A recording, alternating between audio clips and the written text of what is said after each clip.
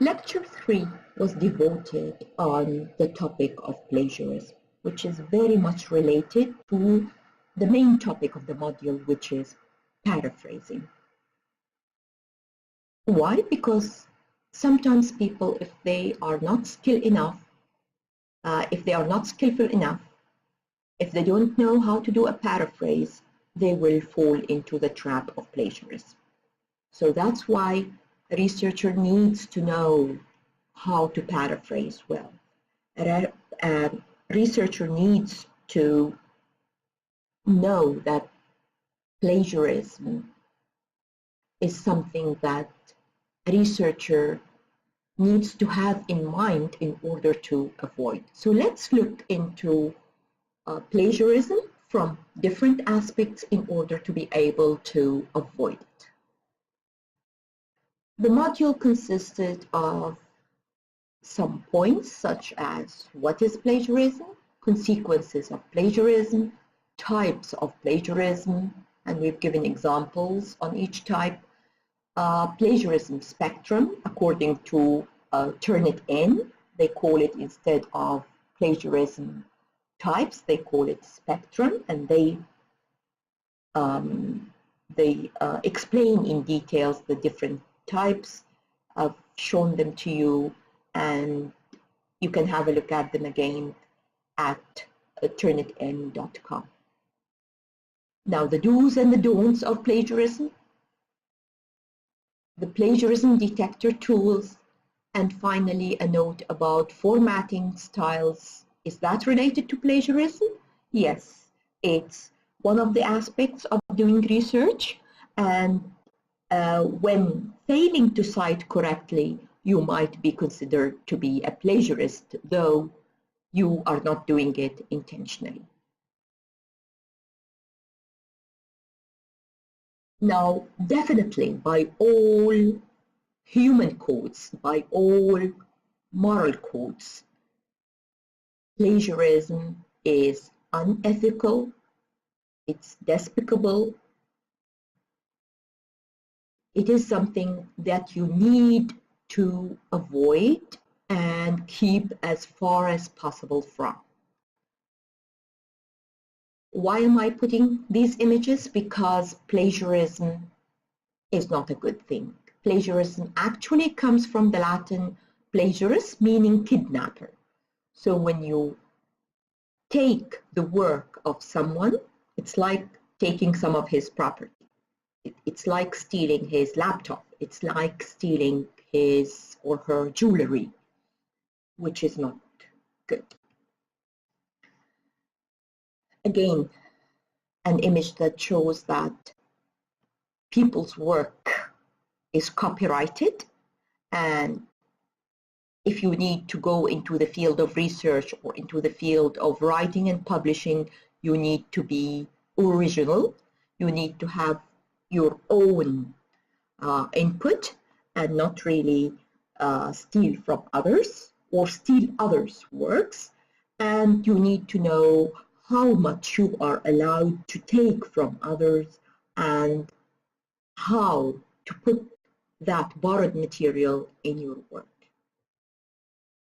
Plagiarism is the act of stealing someone else's work and attempting to pass it off as your own. This can apply to anything, from term papers to photographs to songs and even ideas. The most common type of plagiarism, and the severest actually, is to take the whole work, the whole article, and just take the writer's name off and put your own. So it's some sort of cut and paste. So is it against the law? We said it's against moral codes. It's against the ethics of research writing and human ethics in general. It's against religions. It's against the teachings of all religions. So this is on the moral side. What about on the laws of the institution in which you are working? Is there a law? Is there a punishment against plagiarism? Yes, there is. It starts from getting a 0 in your work, if that is part of a course you are doing, to getting a 0 in the assignment, getting a 0 in the course, failing the whole course, or even getting expelled from the institution, whether you are a student or a staff member. Now, these are the types. These are the ways that people usually, plagiarize. You need to know them so you don't imitate them, even by mistake. So copy and paste is the most common type. You simply retype the information. You submit the work that is not your own.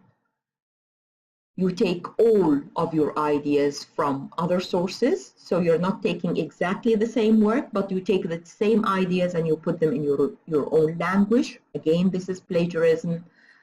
You incorrectly cite your sources, and this is unintentional plagiarism. You don't use quotation marks to cite, some sort of an unintentional plagiarism also. You copy the majority of a text, but change only a few words. That is bad paraphrasing, still plagiarism. And we have here an example, if you would like to have a look at it.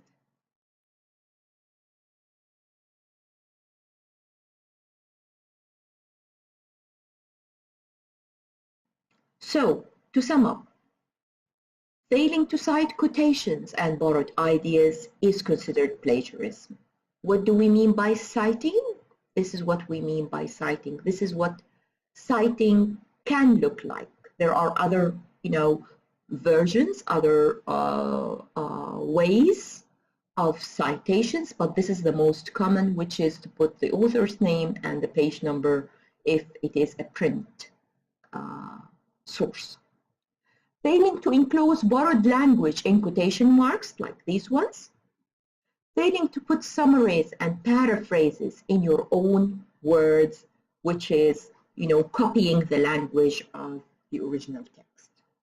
So these are the things that you should avoid. What not to cite? You don't need to put, parentheses and mentioning of the author and where you have taken the information from only in these examples when you have put common knowledge. Common knowledge, like, for example, Saudi Arabia is a big country.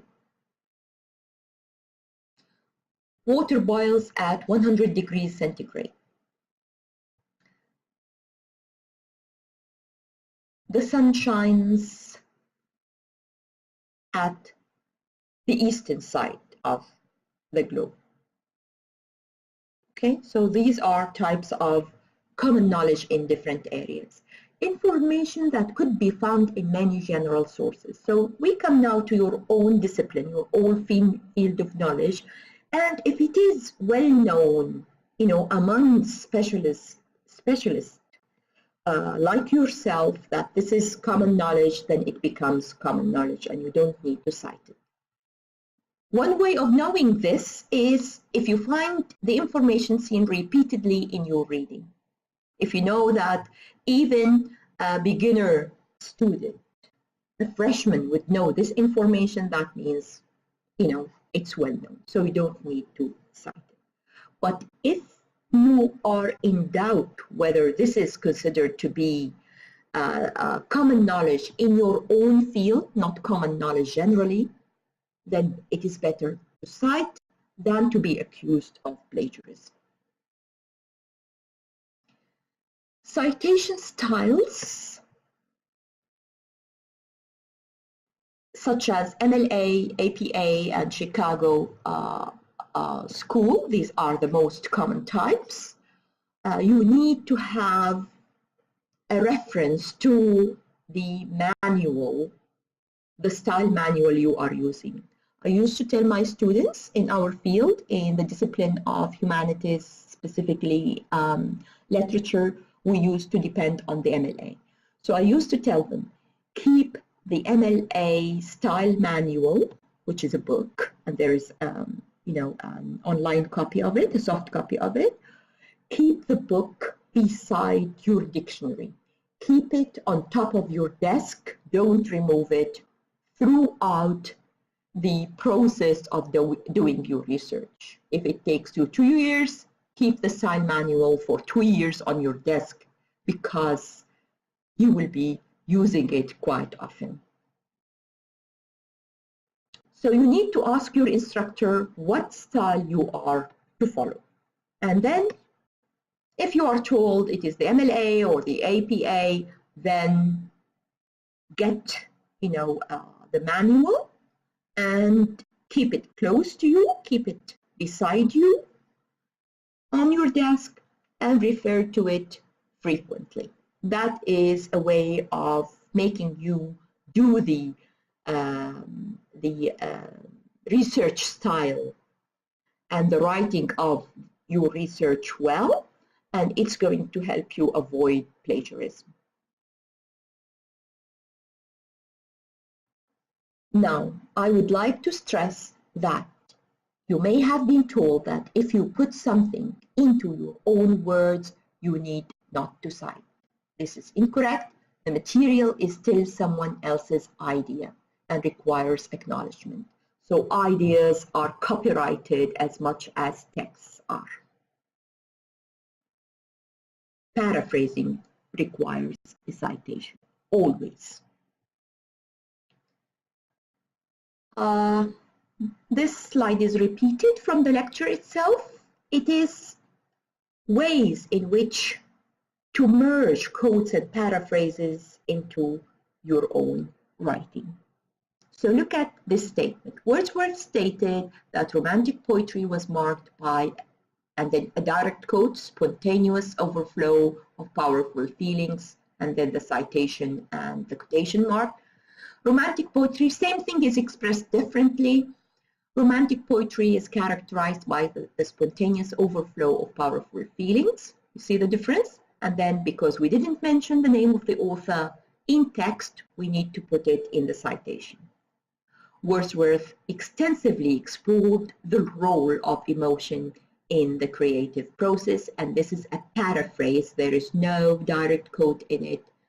So as long as the name of the writer is mentioned in text, then you don't mention it in the citation. But you need this to show that you are citing and you are acknowledging the reference.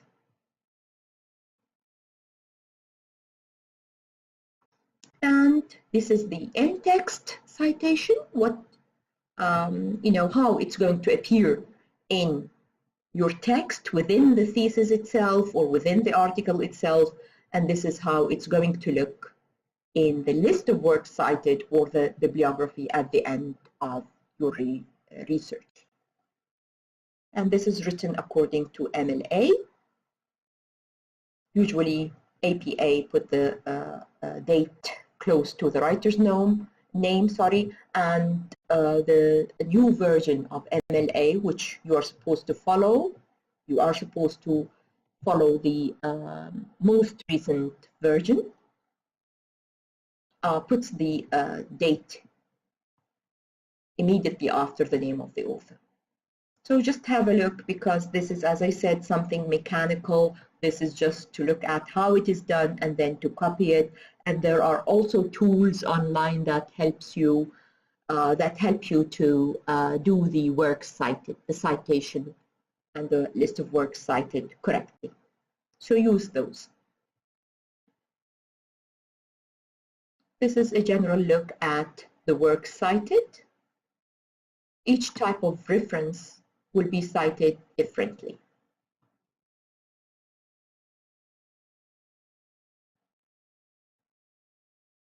This is a sum up of Lecture 2. To avoid plagiarism, understand what constitutes plagiarism, learn what does not constitute plagiarism, check out the rules regarding copyright, learn how to properly cite references, learn how to paraphrase, review, take advantage of your professor's knowledge.